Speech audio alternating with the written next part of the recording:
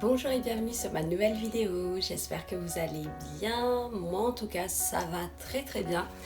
Dans cette vidéo on va continuer sur la série que j'ai commencé sur le plan divin concernant le mariage et la famille. Mais avant de commencer, est-ce que vous avez déjà regardé la première vidéo donc, de la série de notre identité en Christ? Si ce n'est pas encore fait, je vais vous mettre le lien dans la vidéo, je vous invite à la regarder et ensuite de revenir sur cette vidéo. Et aujourd'hui, on va aborder la question de l'épouse selon le cœur de Dieu. Donc la femme vertueuse qui se trouve dans Proverbes chapitre 31, versets 10 à 30. D'entrée, j'aimerais vous dire que cette merveilleuse femme biblique n'est pas un objectif à atteindre, mais le résultat d'un changement de cœur. Si comme moi vous vous efforcez à être cette femme, à lui ressembler du moins, j'aimerais vous dire que dans le mot efforcer, il y a le mot force et c'est vrai qu'il y a une nuance entre fournir un effort et rouler sur ses propres forces, mais au final en fait c'est l'un engendre l'autre. Souvent l'un ou l'autre en fait nous amène à bouder, à faire des petites remarques à nos maris, à faire des réflexions, puis ensuite des reproches. Que j'en arrivais à pleurer vers Dieu en disant mais Seigneur change-le,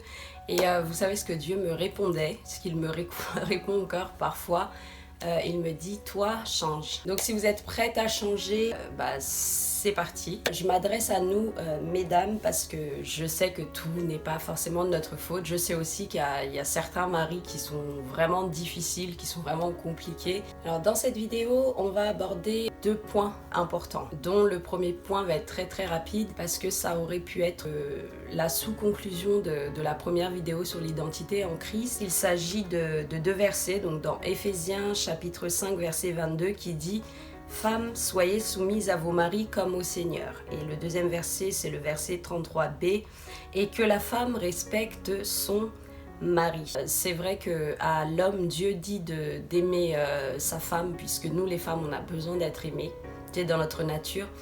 Et à contrario, à nous les femmes, Dieu dit de respecter nos maris. Je vais pas épiloguer, je vais pas faire de palabres sur le mot soumission, ni même sur l'acceptation de ces 2 versets-là pour 3 raisons. La première, c'est que c'est comme quand vous allez acheter un électroménager par exemple. Le fabricant vous donne un mode d'emploi, une notice, et je peux concevoir qu'on ne comprenne pas le mode d'emploi, la notice. Mais par contre, je ne peux pas concevoir qu'on n'accepte pas. C'est lui le fabricant de la machine, c'est lui qui sait comment ça fonctionne, donc il nous donne le mode d'emploi pour que ça fonctionne comme il l'a créé. Et Dieu, c'est la même chose, c'est lui qui nous a créés. Sa parole, c'est comme un mode d'emploi pour que nous, on fonctionne bien. Du moins qu'on arrive au résultat, ce pourquoi il nous a créés. La deuxième chose, c'est que c'est la vérité. C'est un des piliers de la foi et il n'y a pas de discussion à avoir pour moi sur le fait que la parole de Dieu soit la vérité. Et je sais, et j'en prends pas mal des réflexions comme ça, peut-être pas en face d'ailleurs, mais je sais que pas mal de gens pensent que les chrétiens sont comme des moutons en fait qui suivent aveuglément la parole de Dieu.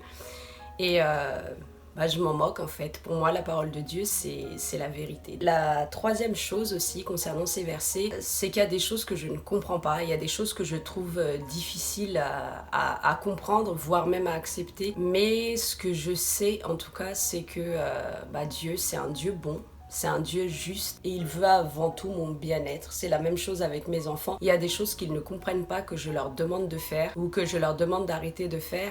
Ils doivent simplement obéir parce que moi je le fais en fait parce que je les aime et que j'ai envie qu'ils deviennent des adultes épanouis. Deuxième point, ça va être Genèse chapitre 2 verset 28. Donc le verset dit « L'Éternel Dieu dit, il n'est pas bon que l'homme soit seul. Je lui ferai une aide qui soit son vis-à-vis. » Ou dans d'autres versions sont semblables. Et il y en a masse d'enseignements sur ce verset-là que je vous laisse aller regarder sur YouTube si vous ne les connaissez pas déjà. Moi en tout cas, l'enseignement que j'ai tiré de ce verset-là et ce qui me concerne personnellement, c'est que moi le vis-à-vis, le face-à-face dont ce verset parle en fait, c'est le mari qui est en face de sa femme. Et c'est ces 2 barres-là qui vont vers le ciel, enfin vers Dieu, qui fait qu'il y a la barre qui les relie en fait.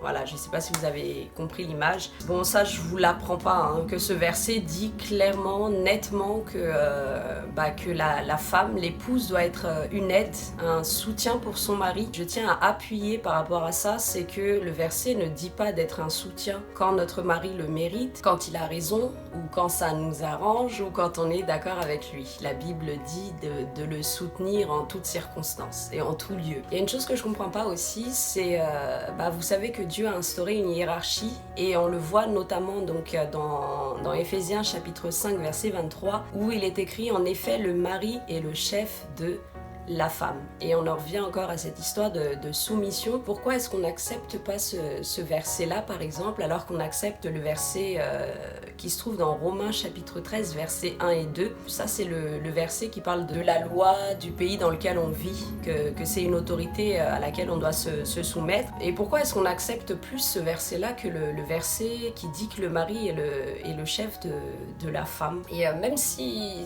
vous êtes marié à un incroyant, par exemple, parce que c'est notamment une des difficultés dans le mariage, ou les choses que vous reprochez à votre mari, hein, même s'il est chrétien, vos principes et vos valeurs ne doivent pas dépendre de lui. Vos principes et vos valeurs doivent dépendre de Dieu, qui lui reste l'autorité sur l'autorité. La seule fois où vous surpassez son autorité, en fait, c'est quand il vous met face à un choix qui va à l'encontre des principes de Dieu. Si ce qu'il vous demande de faire, en fait, vous amène à désobéir à Dieu. Dans ces cas-là, c'est comme le dit Actes chapitre 5, verset 29, il faut obéir à Dieu plutôt qu'aux hommes. Dans Genèse chapitre 2, verset 24, il est écrit « C'est pourquoi l'homme quittera son père et sa mère et s'attachera à sa femme, et ils deviendront une seule personne. » Et je vous avais dit dans la vidéo précédente, on a parlé d'ailleurs du premier commandement essentiel, et que cette vidéo-là allait nous amener au deuxième commandement essentiel qui se trouve dans Matthieu 22, verset 39, où il est écrit « Aimer son prochain comme soi-même ». Et là, ce qui m'interpelle, c'est le soi-même. Alors déjà, le fait que Jésus n'ait pas insisté sur ce soi-même, tout simplement parce qu'effectivement, l'être humain s'aime soi-même naturellement. En fait, cet égocentrisme naturel, humain. La deuxième chose, c'est que normalement, on devrait intégrer en fait l'idée qu'on soit une seule personne devant Dieu. Et on n'arrive pas à intégrer cette idée-là. Pourquoi est-ce qu'on aime nos enfants sans condition? Il y a combien de mères qui ont des enfants qui sont en prison? Et est-ce qu'elles cessent d'aimer leur enfant, en fait, quand il a commis un crime? Enfin, il y a plein de questions comme ça que je me pose par rapport à la comparaison du monde. Et ce que j'ai remarqué d'ailleurs, c'est que le verset qui parle de pardonner 7 fois, 77 fois, c'est tellement plus facile pour nous de l'appliquer à nos enfants. Et pareil, le verset qui se trouve en 1 Corinthiens 13, verset 4, vous savez, le verset qui dit « L'amour est patient, il pardonne tout, il ne s'irrite pas, il croit tout, il espère tout, il supporte tout ». Pareil, ce verset-là, on l'applique tellement plus facilement avec nos enfants. Et pourquoi? Parce qu'ils sont la chair de nos chairs. Pourtant, la Bible dit dans Genèse que nous, on a été tirés de la côte de nos maris.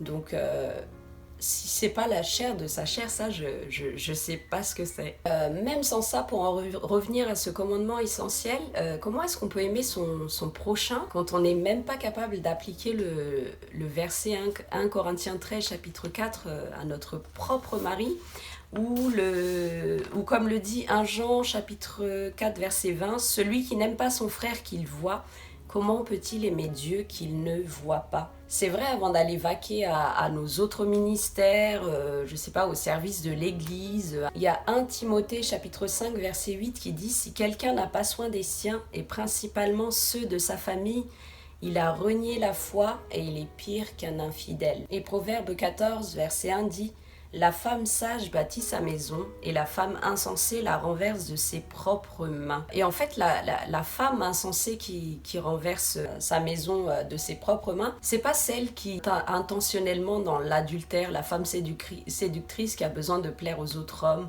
ou la femme qui est très préoccupée par sa carrière professionnelle, etc. La femme insensée, en fait, c'est celle qui n'a pas saisi son rôle qui n'a pas saisi l'importance de son rôle dans le couple en fait, ce pourquoi Dieu l'a créé. Si vous avez remarqué aussi, tout ce que Dieu il a fait, tout ce que Dieu institue en fait, nous ramène toujours à Jérémie 29, 11, notamment le mariage, le couple, ça en fait partie. Et dans Jean 10, 10, quand Jésus dit « Moi, je suis venu afin que les brebis aient la vie et qu'elles soient dans l'abondance », on peut vivre cette vie en abondance dans notre couple, dans notre mariage, dans notre foyer. Mais en fait, il faut avoir un cœur disposé à obéir, un cœur disposé à se soumettre à Dieu, et ça indépendamment de nos circonstances, indépendamment du caractère difficile de notre mari. Et je sais que ça peut être c'est difficile, ça peut être difficile, ça dépend des maris. Il y a des maris qui sont voilà, et je parle pas que des maris inconvertis, il y a aussi des maris chrétiens qui restent quand même difficiles. En tout cas, comme le dit Psaume 126 verset 5, que ceux qui sèment avec larmes récoltent avec allégresse. Que tout ce que vous traversez en ce moment, en fait, c'est pas en vain, c'est vraiment pour que vous ayez ce cœur disposé. Plus on avancera dans l'obéissance et plus on sèmera dans ce chant dont parle Matthieu chapitre 13 verset 44, où il est écrit « Le royaume des cieux est semblable à un trésor caché dans un champ ». Et Proverbe 24 verset 27 dit « Mets ton champ en état, puis tu bâtiras ta maison ». Donc ça me permet d'ailleurs de vous annoncer la suite de la vidéo, puisque je vais parler donc de la famille. Donc une fois que tu as bien saisi donc ton rôle d'épouse, on verra ensemble dans la prochaine vidéo que famille égale Jérusalem. C'est l'endroit d'où va partir un disciple en fait pour être un vrai disciple, un disciple authentique. J'espère que cette vidéo vous a plu. En attendant donc la suite de la vidéo, je prie pour vous. Soyez abondamment bénis, prenez bien soin de vous et de votre famille, de votre mari aussi. Et je vous dis à très bientôt pour la suite de la vidéo.